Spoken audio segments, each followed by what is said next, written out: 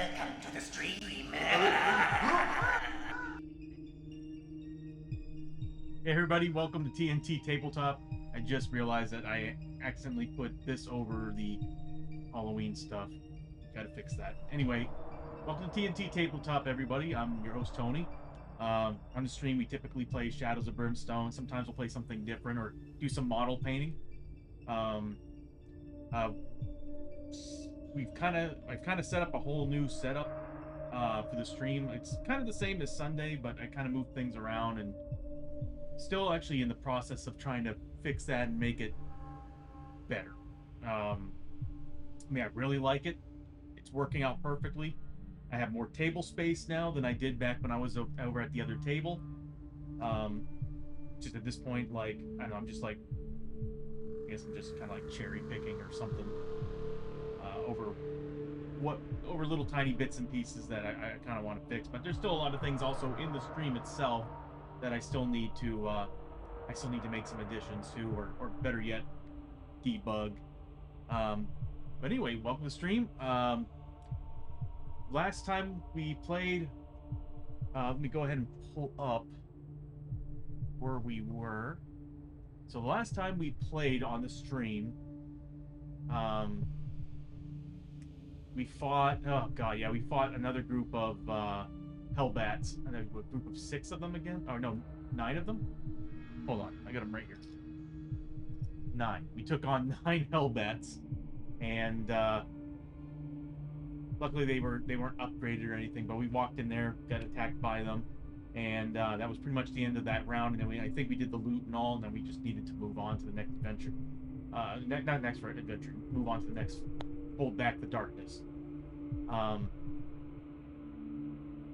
You might see that I actually added a few things. Well, not actually added, but I brought the box back on the other side. I want to put a camera in there, kind of, but I'm thinking that what I really wanted to do is I finally wanted to add the chat room to the stream. So from here on out, that's the chat box. And you'll notice that as we're playing, the chat box will move based on input that I'm giving the stream. So when I'm pulling up the monster cards and everything, you'll see that thing come out. You know what? I'll give you a little example of how it works.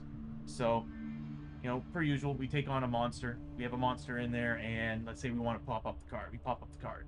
Chat box moves underneath me. Card moves to the right side of the screen, and then goes back when I press the button. So I also added a few other things that kind of irked me when I was streaming, and it was always generating monsters every time you pop a new monster. Because, you know, like, there's moments where we're taking on a threat, and then the high threat card would be like, well, you're taking on 2 low threats and a medium threat. I had the habit of like going to the next monster, like generating the next monster card like quickly before doing anything, and that kind of, well, I needed to do one at a time in the stream, otherwise the prompt screen would come up and screw everything up. Now I have it programmed to where they move back, and that's for me easier for me and the stream. Because if I didn't fix that, it would screw up a lot of the variables inside the stream itself. So now it's working pretty well, and like I said, I'm pretty excited about how that's working. I moved all the cards as well, so now all the monster cards are kind of lined up like this. So you have basically the 1 through, like, all the regular monster cards on one side, and then the XL monsters on the other, down here. And I'll put them away. And then the same thing goes for the location cards. I kind of moved both of the world cards underneath each other now. So this way, whenever we bring in, let's say oh, it's over it. Okay. I want it to kind of be under it, but I want it to be basically over the top part of the card so we can still read the bottom of the cards for the universal cards that I have built into this game. We don't need that one.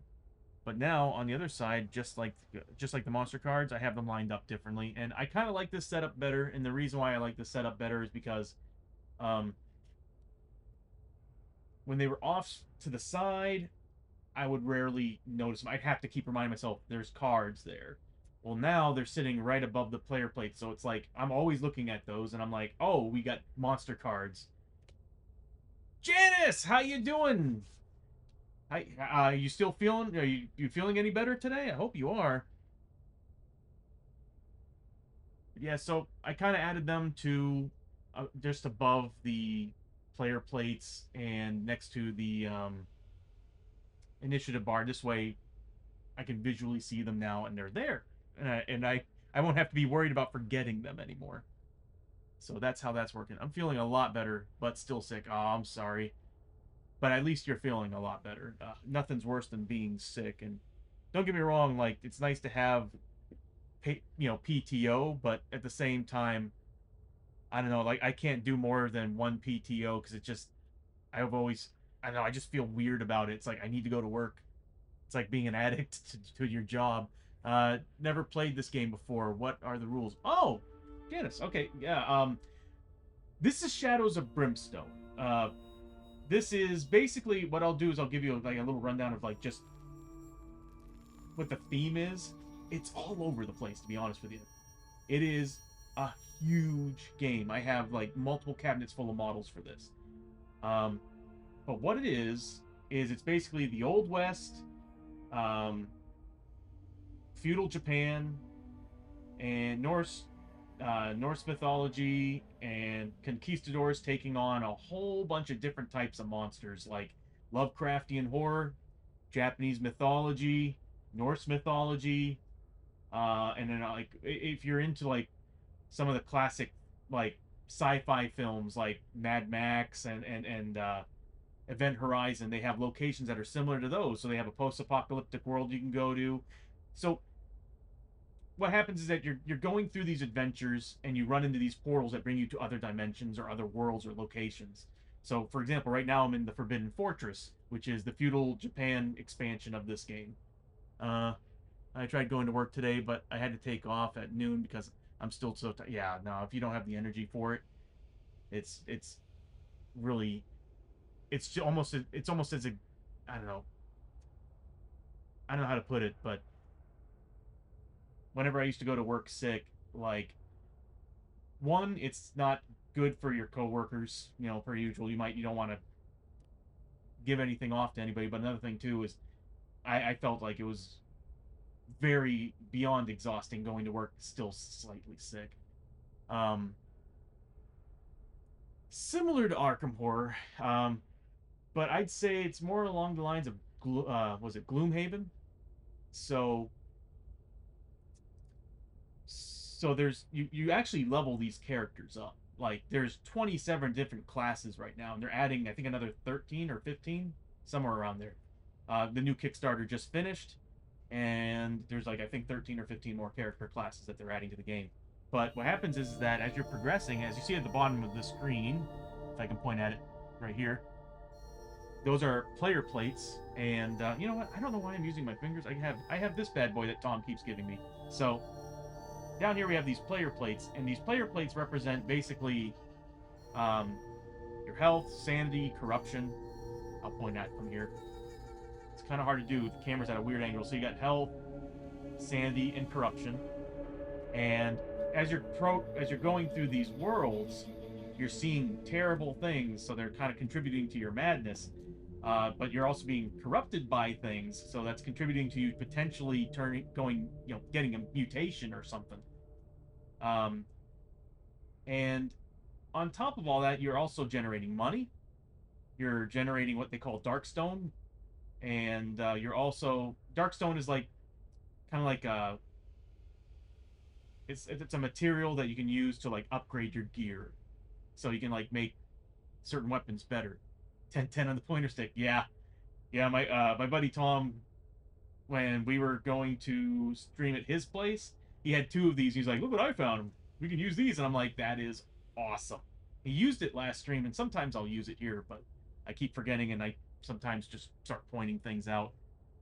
But I do dig this better, and also it's nice and white. It's super white, so this way it's like easy to see the damn thing. But yeah, so there's also an RPG element to it. So you're also leveling up and everything. There's like support classes. There's DPS classes. There's a whole bunch of different things you can do with this. And as you're leveling up, you have skill trees to go down. It's basically what I consider it is like Diablo, but on a board game with a whole mess of themes. And there's like well over 100 monster groups in this. Like, so as we play, for example, what we fought yesterday were these. These are Hellbats. They're not fully painted. These are like not even a quarter painted. I think I base coated them and then dry brushed, and that was pretty much it. They got a lot. Well, they don't have a lot of work to do. I think a couple washes will get them done. Um, but yeah, so like we ran into these guys, and there's like a whole bunch of different types of monsters. I ran into them, I think, earlier. These are basically flaming skeletons. If I can bring it up to the screen there. Yeah, flaming skeletons. So there's a whole bunch of different monsters to fight, a whole bunch of different things. Sounds awesome. Excited to see some gameplay. Yeah, and actually, matter of fact, I'm kind of finishing up. Where are we on this?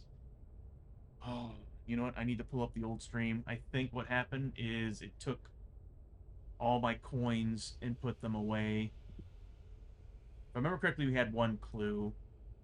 That's a shame. Okay, so note to self: find a way to save those. um, actually, I've got an idea. Let me see if this works.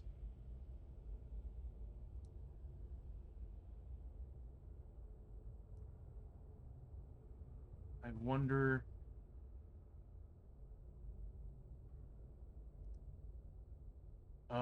Yeah. I'm gonna have to build a way for all of my stuff to come up back on the screen. And also, I apologize. I'm running on Starlink, so my network is not the greatest when it comes to sending information. It's weird because it's like my first month, this thing was running flawlessly, and of course, a month afterward, yeah, it all went away. Can't wait to move and get better internet. But it might not happen until next year. Um, Let me see if I can pull them up. Depth tracker. I honestly don't remember. Maybe they're in here? No, exploration. Sorry, I'm gonna have to give me 1 second to see. Are they turned off? Oh, they're turned off. Oh, I'm so sorry. I'm an idiot. Okay, so there we go. Okay, so on the screen, you'll see these four icons here. Every time we find an actual room, which are these big tiles, there's also hallways. Those don't generate these. These big tiles generate these little icons that I just popped back on the screen. And what happens is that there's all these different events and all these different things that are happening based on those icons. And an encounter could happen for that room. So we're in the Forbidden Fortress. We have to pull out a Forbidden Fortress card and read it and basically do what's on the card. The clue icon, which is this red icon with the exclamation point, there it is, and that is for the mission. So there's lots of missions that are like every time I find a clue token, something happens. In this case, I have to find 3 clue tokens to basically take on the boss of this area, or whatever the creature is that's causing chaos, and finding the room that has all the dark stone in it, which is something, yeah, we kind of need right now. Okay, so I guess we'll continue. So at the end of last session, where we decided to end and such, we just finished fighting the Hellbats, and we're now moving on to hold back the darkness and continuing this adventure. So also, Janice, you'll notice that I have like a whole bunch of cards and a whole bunch of things that are in the stream. So as we're playing, you'll see them kind of moving around and shuffling about. Uh, so I built the stream pretty much dedicated to Shadows of Brimstone because it's such a big game and it's so much fun. Okay, so what are we doing? We're doing Hold Back the Darkness. We're at the end of the turn. We destroyed the monster, but I think we did the loot and everything, so I still need to add that exploration thing. So we need to do Hold Back the Darkness at 8+. So we need to roll 2d6. Let me guess. I didn't turn the dice roller on either. No, that's on.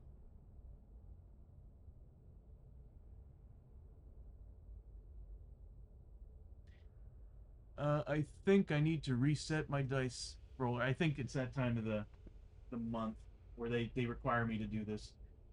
Um,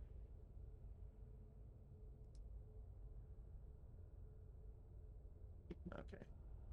Yeah, every once in a while they force you to reset the link. This is DD dice.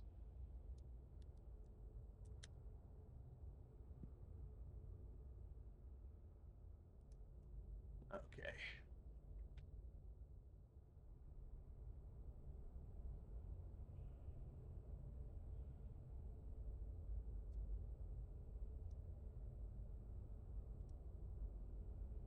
Okay. There we go.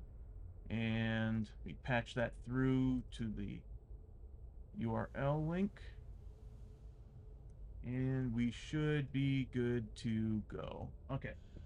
Let me try this again. So I need to roll 2d6. If we get over an 8 plus at this point, still not working. I wonder if the dice roller's down.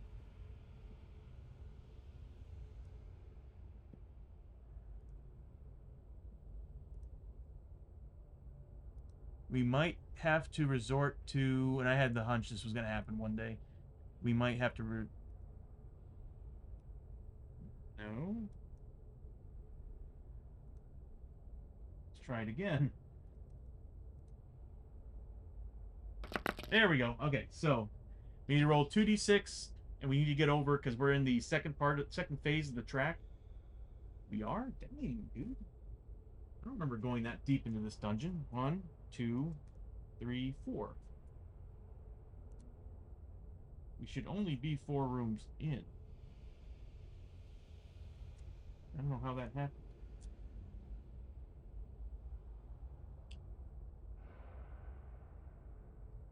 Sorry, I was messing around with the stream elements for like the past, well, yeah, a little bit of yesterday.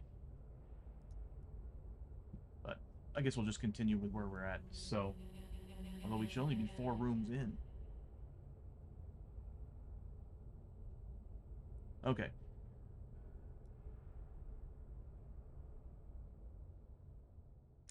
Having some difficulties. So, let's make that 2d6 roll. We need to get above an 8 plus. Of course, we didn't get it. So, that is going to bring us. I'm seeing a problem with doing this way. Okay, so it's going to give us a growing dread card. So what happened, Janice, was that at the beginning of every round, we're trying to, like, we have this little lantern, and this lantern is like the one thing that's stopping the darkness from this dungeon from coming out. So at the beginning of every turn, we have to roll this thing called Hold Back the Darkness. And every time we pass, nothing happens, we're good to go. Every time we fail, lots of things can happen. One, this guy, right? This is so weird. I'm so used to the camera being the other way. Up at the top of the screen, the blue one went up the track a little bit. Every time it hits one of those red spaces, we have to draw a darkness card, which are bad. Then every time it hits a yellow one, we have to draw a growing dread card and add it to a stack, which we don't have yet. And those are really bad. And so that's what happened here. We failed, so we have to add a growing dread card. I don't have these actually added to the stream, but I do need to shuffle this deck. And we will now add one to the stack. I usually have a camera for this. So Growing Dread, really wish, I miss having the camera for the cards. I'm going to have to add it. I think what I might do is I saw Silver Metal Tavern do this, and it's really cool. And it's using a green screen area with a camera on it, and I can just put all my cards there. So what Growing Dread does, and it's these guys right here, is throughout the adventure, there's moments where you're being forced to let's see here.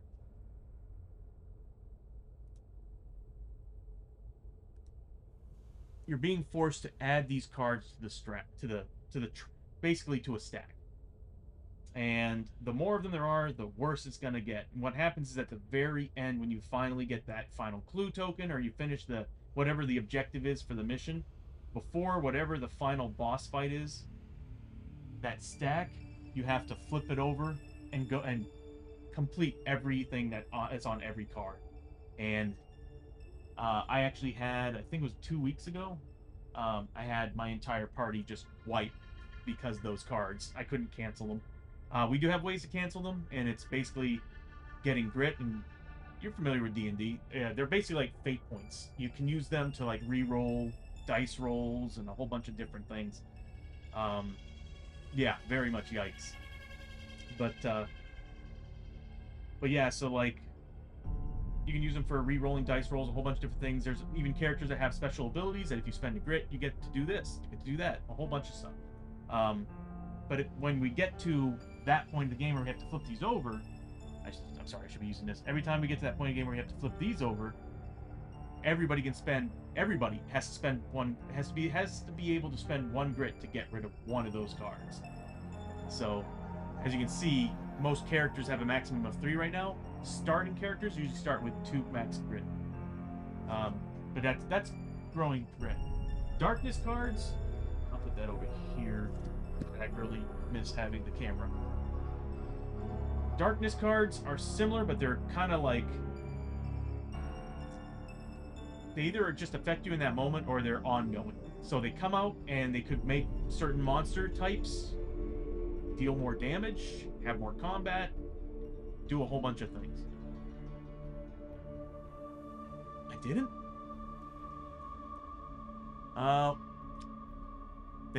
Thank you, Janice. I actually have it written out, but I didn't press enter. There we go. Thank you. Spread myself out a little too thin sometimes, trying to get everything right up before the stream. But yeah, so that's the growing dread. Darkness cards are basically, they can come up at any point and they can be ongoing throughout the adventure, or they could just affect the team. And I've had some really bad some really bad darkness cards. Um, there's a whole bunch of there's tons of cards in this game. I could bring out the boxes and show you all the different stuff, but well, you'll see them as we continue. What is this?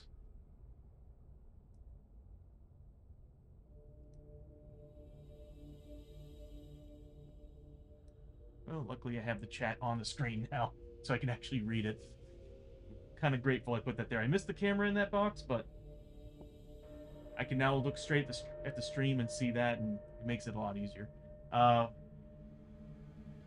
Okay, so we failed the hold back the darkness test at the beginning of the turn. We had to bring up the darkness marker 1 step. Therefore, we had to draw this fun guy right here and add it to the stack. Like I said, it's kind of weird that I don't have a camera for that. I might actually just put another camera underneath somewhere. I also don't want too many frames and screens in this stream. So now we're at the beginning of the turn. Actually, I should have dropped the initiative down to 5. There we go. Because the bats were 6. We're back to max initiative of 5. That's what you're seeing at the bottom of the screen is the initiative. It's the initiative box. So the red is the max initiative. The blue is current initiative. Also, if you're not familiar with the stream, there are redeems, and I'm pretty sure they're on right now, for basically this little thing at the bottom of the screen. And basically it's adding dice, negative dice and positive dice to the stream that we are forced to use, and it's also affecting these little bars at the bottom that are adding remains in play effects for the game. So Enrique's gonna go first, and I'm just gonna bring this over here. Or I can just use my cell phone. I'll just use my cell phone.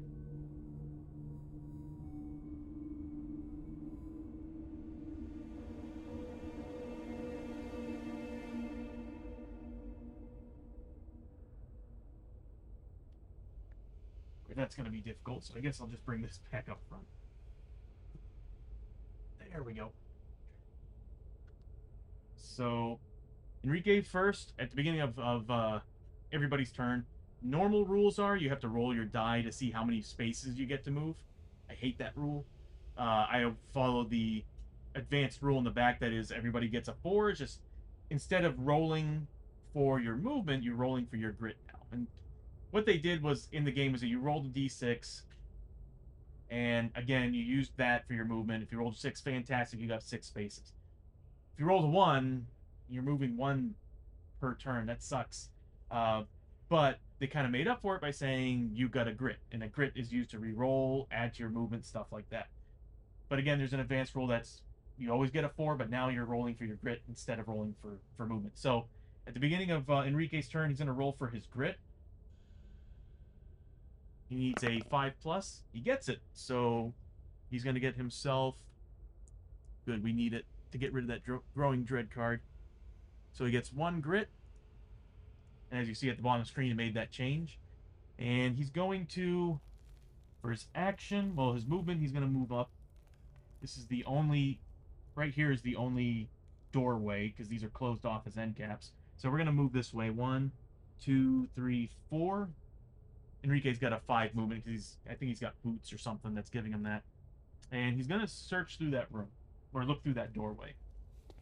And what he finds is, oh, that's right, I did shuffle that in. What he finds is a short passage. And you know what? I will need a light over here.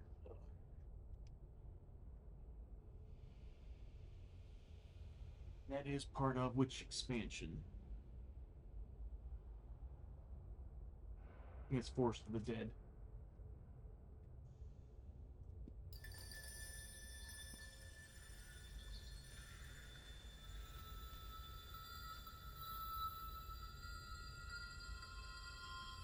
There we go.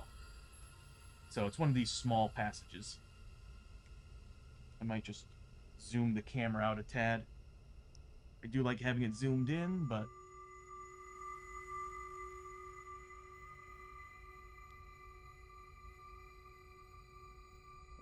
there we go.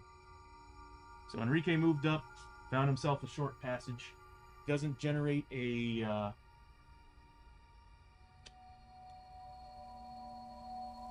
I'm gonna put this back over there one of these days, but it doesn't generate a an exploration token, so it's just a small passage.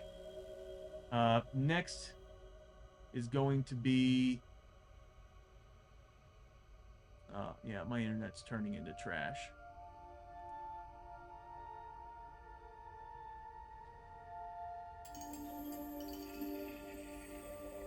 How do you get 106% frame loss?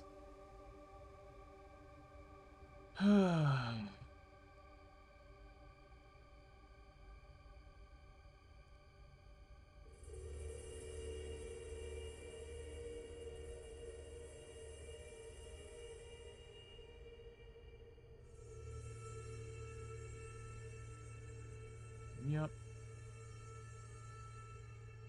I need to check my internet connection.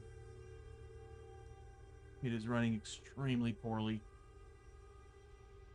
As long as if we have any cloud coverage, nothing, we're fine.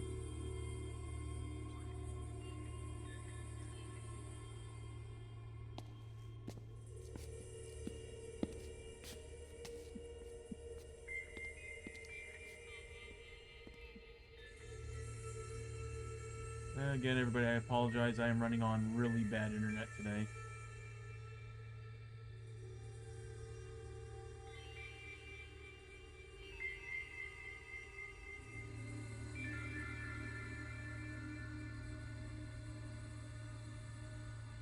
I don't honestly think it's entirely I think it might be the router, because even my sound is disconnecting on occasion.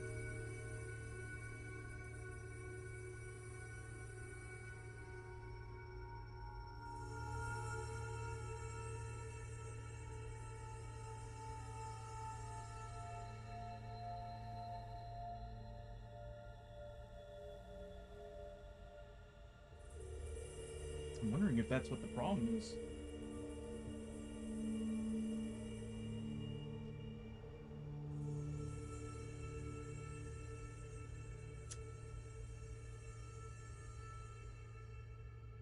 Okay. Yeah, think I think my router for Starlink is trash.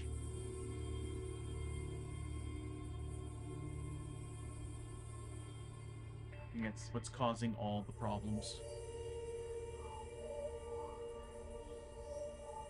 Alright, let me reset all these variables here. Wow, for some reason, shut everything off.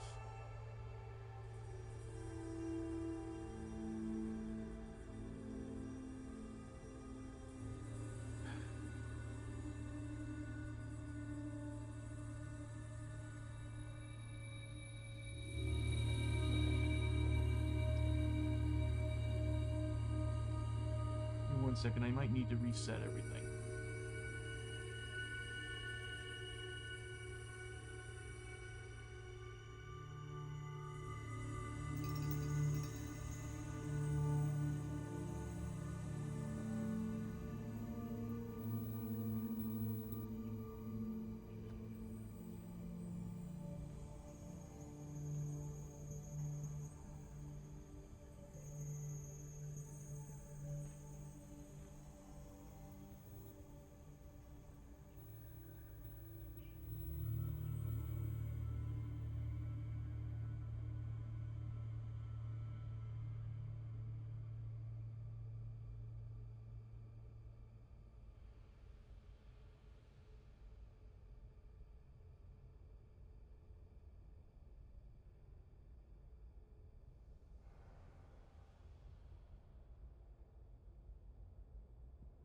Having problems this early, it's kind of pissing me off.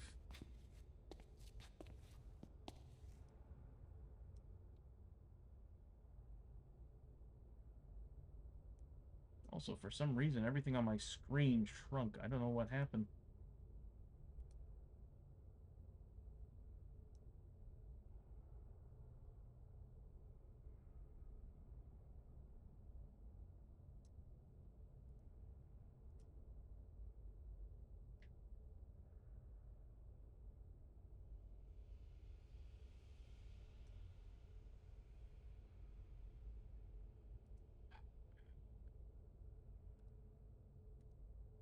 Yeah, sorry, everybody. I'm having some technical difficulties, and I don't know if it's my. I'm beginning to think it's the router for my internet because things are in and out connecting from it.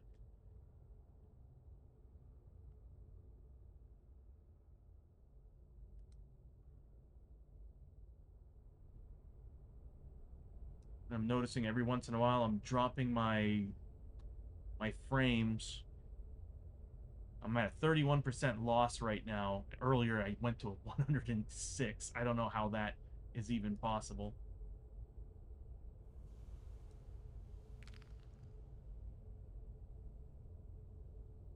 All right.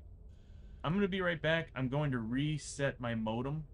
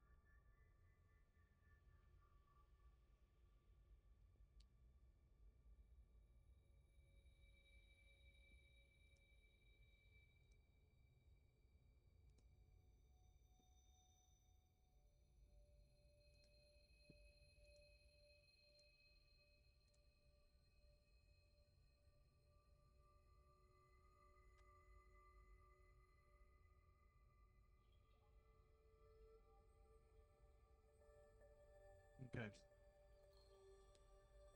I think it's working. Oh god, no. I'm still losing a ton of frames.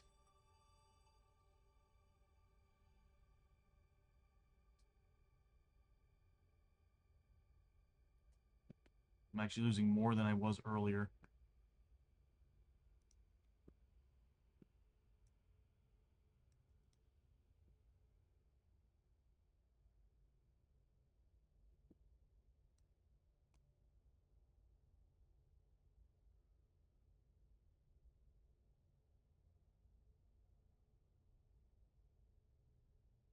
Yep.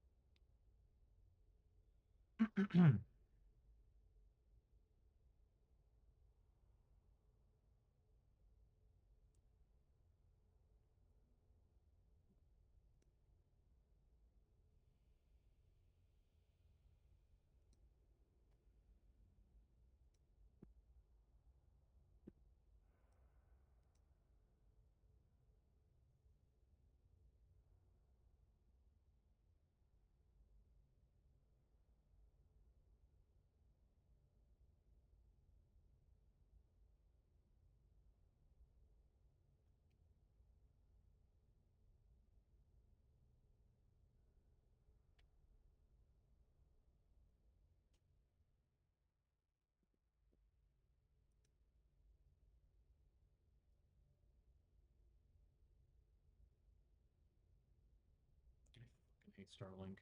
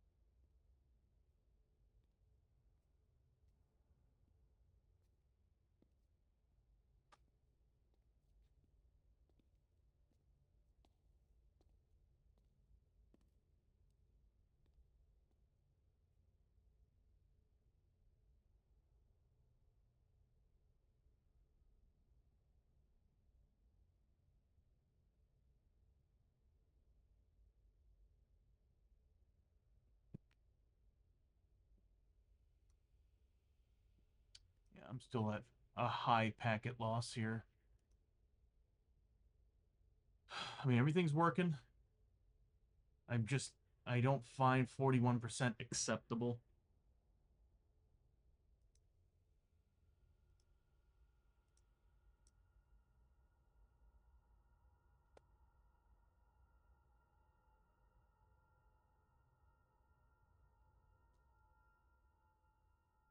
Yeah, even when I reset it, it just shotguns right back up to 30%.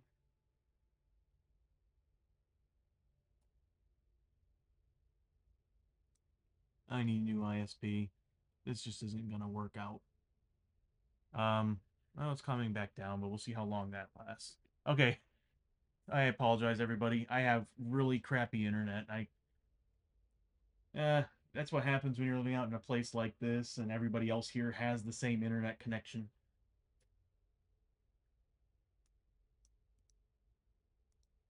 Okay.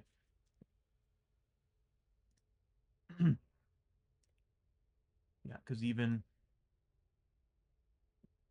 all my devices disconnected from my router because of this.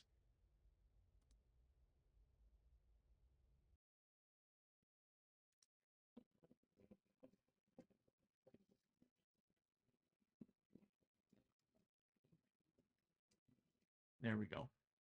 I apologize for that. That's Apple. Oh God, everything's going wrong here. I am sorry.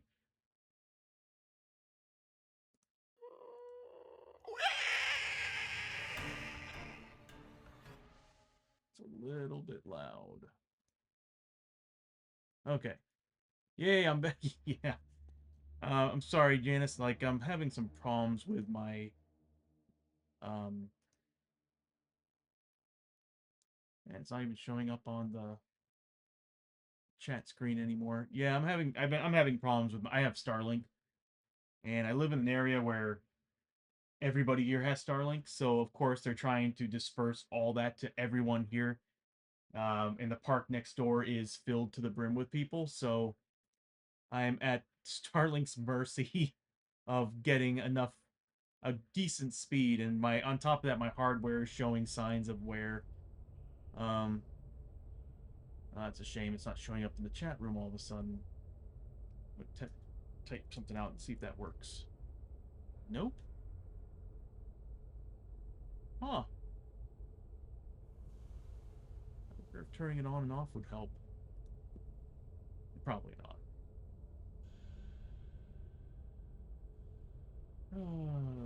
Built all these nice things to show off today, and go figure Starlink's doing this. Okay, so back to it.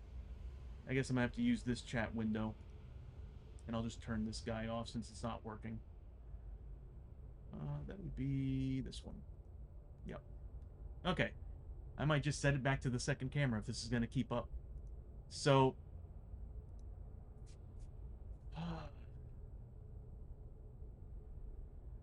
and of course, there's a flippin' ad break while this is happening.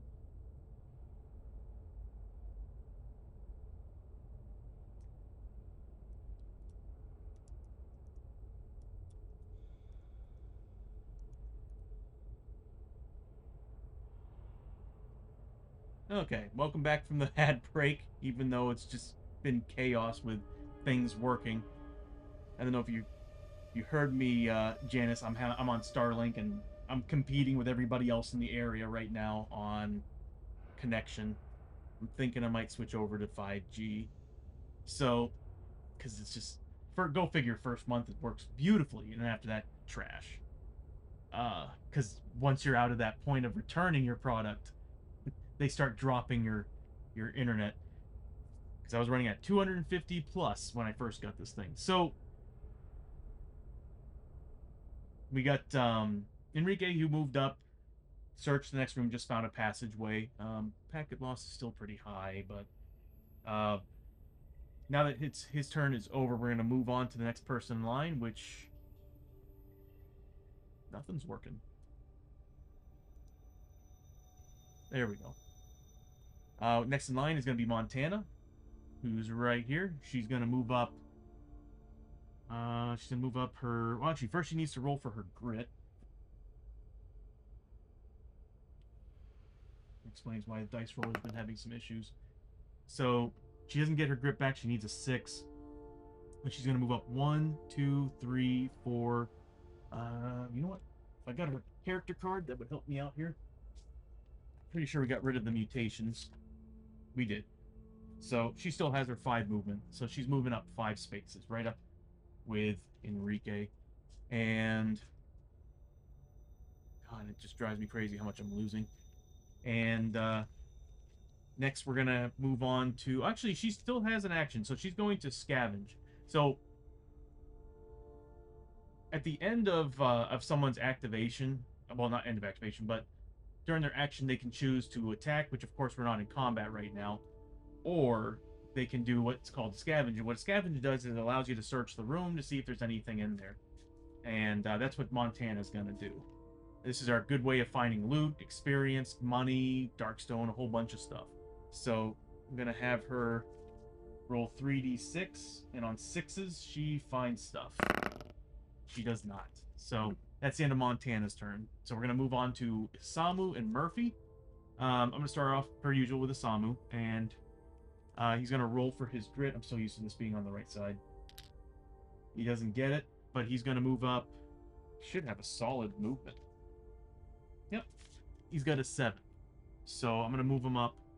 1, 2, 3, 4, 5, 6, 7. Doesn't quite make it to the door, but I'll go ahead and let him scavenge in that room since he's got the mercenary ability that's allowing him to scavenge with one more dice. So he's getting 46. He finds 2 things in this room. This could be good, could be bad, but we'll see what happens. So he finds 2 scavenge. So he's getting 20 XP, but he's also taking some horror hits. And horror hits are basically, Janice, horror hits are, you see something horrifying. You know, whether it's a monster, some monsters have an ability where you're standing next to them or you're in the same room, they make you take horror hits. And these affect your sanity at the bottom screen, which we're not doing well right now, to be honest with you. As you can see, one person's already at 5 out of 19. But so, basically, searched around the room, probably found, I don't know, maybe a skull or something that scared the hell out of him. In this case, it's poking around in the shadows. You see something that chills you to the bone. You quickly return to the group, refusing to speak of what you found. So he's going to take 3 horror hits, and he's getting 20. That's gold, Tony. Okay, so XP. My hand-eye coordination just is not great these days. So 20 XP, and he's going to be taking 3 horror hits that do 2 damage a pop. This could... No, it's not going to take him down, but he's not really good at willpower. He needs 5 pluses. He gets neither one of them. Does he have any grit? This mission has not been going well. I guess he's going to have to take it. No, I'm going to spend the grit. So I'm going to spend 1 grit to reroll all of those. Yeah, I'm gonna try to reroll them. I do get the good thing about a Samu is that he gets what is it called? He gets spirit armor. That's one of his items. I think it's a starting item.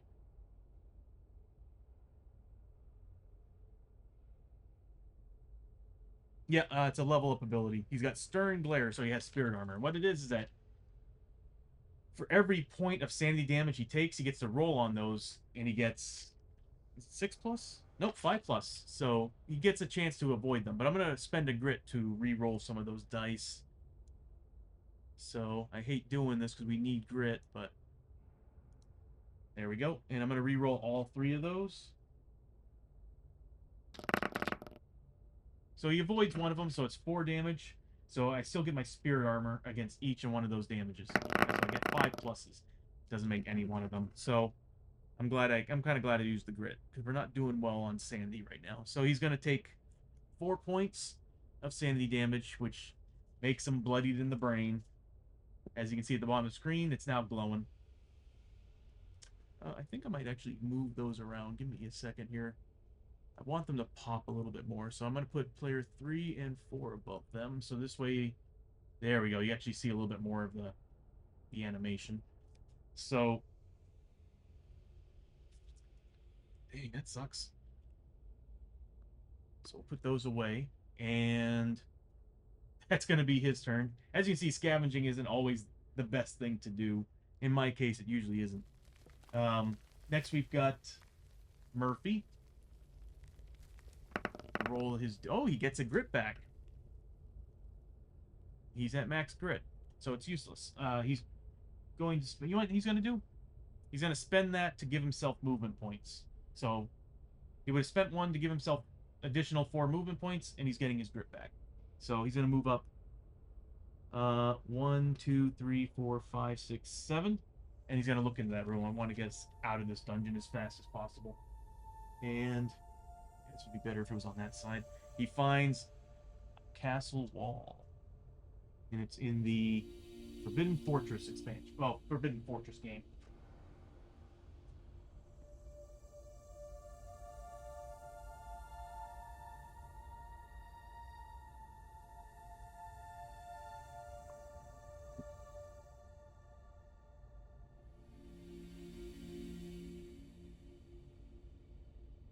Right spot.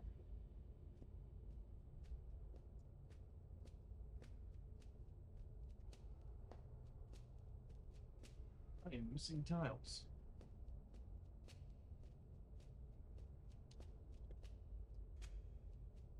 Those.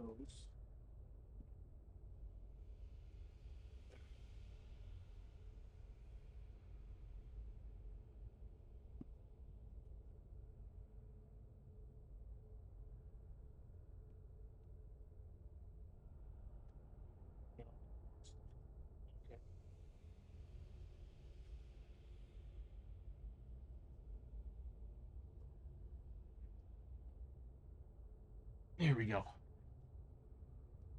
And let me pull that chat back in here. So, fortunately, it's covering this, but the way I always play it is like, I always kind of picture it as like, we're ascending or descending. So, maybe this is going uphill, up and around. But what we will do, just for Sandy's sake, is we'll get rid of this tile, because normally the tiles kind of disperse, but this game it's just been constantly circling around, and we'll kind of move this around here a little bit so we get a better. There we go. So this is the room that they find. It's basically a courtyard or castle wall is what it's called. But we'll add this to our discard pile. I kind of keep the discard pile because it reminds me how many rooms we are in, which we actually should be in. Every time we find another room, the yellow marker should be going down the depth track, which I haven't been doing. There we go. So, found a room. Everybody's activated. Everybody's done their actions and their movement. We're now at the end of the round, and here is when we actually flip one of the exploration tokens, which is this one right here. There we go. Okay, good. So Janice, you get to see a fight. So we do find another clue token, so we're one more away from finishing. But the clue token did show that we have both our doorways, and we do have an attack in this room. So we have to spawn or draw a card to determine what we're fighting. And what we're going to be fighting is taking on medium threats. Need to fix that animation. Ooh. One Venom Strike Ballista and one low threat card. Okay, so let me get the Ballista card here. That is the Venom Strike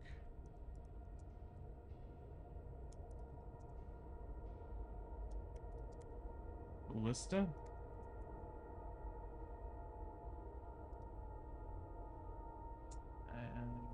Either spelt it wrong or it's not spelt correctly in the system. Venom Strike.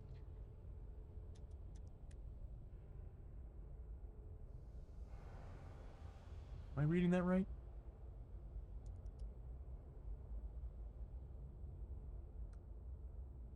Alright, give me a second. I'm going to look in the system. This is a new monster. I haven't actually fought this one. I mean, it's not a new monster. Actually, it is. It's from the last expansion. I'm just not... I might have spelt it wrong inside my, my system. Just give me 1 second here. Man, one thing after another.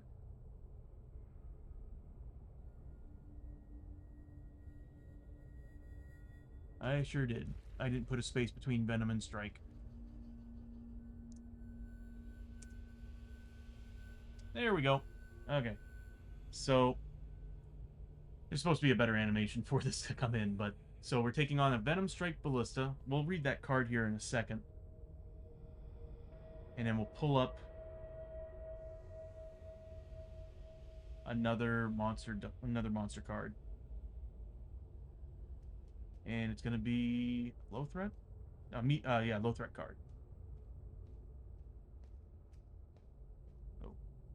See, that's very important for me to type in. Its initiative is a 2. There we go. We're taking on another low threat. Okay, so we're taking on a Takobaki Cannon and a Striker. This should be an easy fight. They can't really move or defend themselves well. They actually kind of rely on having a retinue of soldiers. So, okay, I guess I'll pull up. This is interesting. So we're taking on a Takobaki Cannon. And their initiative 1. Oh, the cool thing is that Enrique's going to be able to go first before them. Put that card away.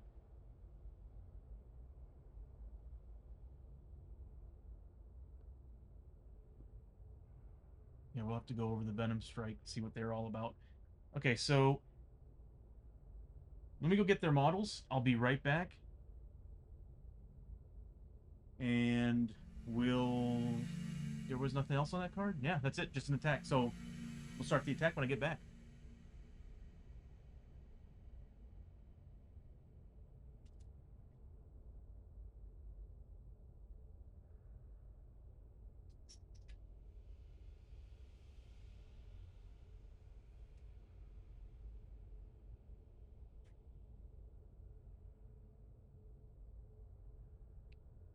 Okay, so there's two different types of combat in this game. There's an attack and an ambush. Attack, how it works is that we actually put the monsters on the opposite side of the map tile, and they go in checkerboard pattern. Normally in checkerboard pattern, but in this case, because they're large models, they're just going to be side by side. Normally it would be like, I'll give you an example. A typical fight would be like this. It would start here, next one would be here, next one would be here, and then it would be like I said, checkerboard pattern, and you just keep going down the row and that, and then when it gets to the edge, you just go back to the beginning and start filling in those gaps. If you have that many monsters. In this case, we're taking on these guys, which is very weird, but okay. In an ambush, not only do the monsters start right up on you, and we have to roll which ones they're going after. Like, we'd have to roll for this guy, he'd be going after Murphy, this guy would probably be going after Samu, and they all form around you. And on top of that, they actually have a +2 initiative on their first turn, so chances are they'll probably go first. But these guys, it's just normal attack, they're on the opposite side of the room. We have Enrique and Montana, who are most likely going to be going for them, so... with that being said, let's zoom in on this a little bit more.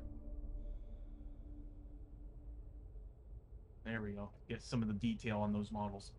And let's change the soundtrack to some fighting music. And it's now the end of the round.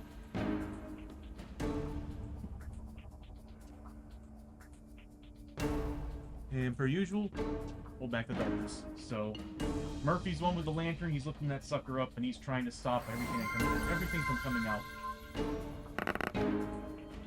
Ooh, -1 die. Did it work? I'm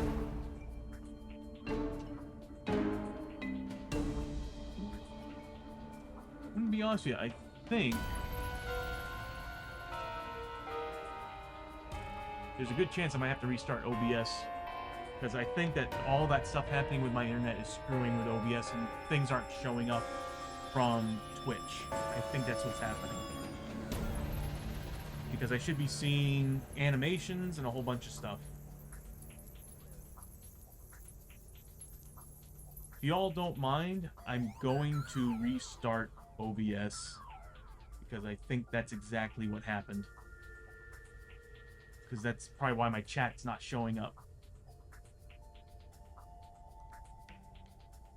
Because what should have happened, Janice, is when you spent that, there should have been an animation. And thank you, by the way. And, even though it's a negative die, we can still spend that and increase our chances of getting bonuses. So I'm gonna reset OBS because yeah, it's nothing's working through Twitch when it should be. But what I'll do for right now, Janice, since you added that +1 negative die, was it? I'm gonna go ahead and add it. There we go. That's what should have happened. That animation right there. And that would we're now -1 agility. But that's okay. So give me 1 second. I'm gonna restart the stream because I get the feeling that Twitch disconnected from my advanced scene switcher, which is why nothing, and chat, so nothing's working. So I'll be right back.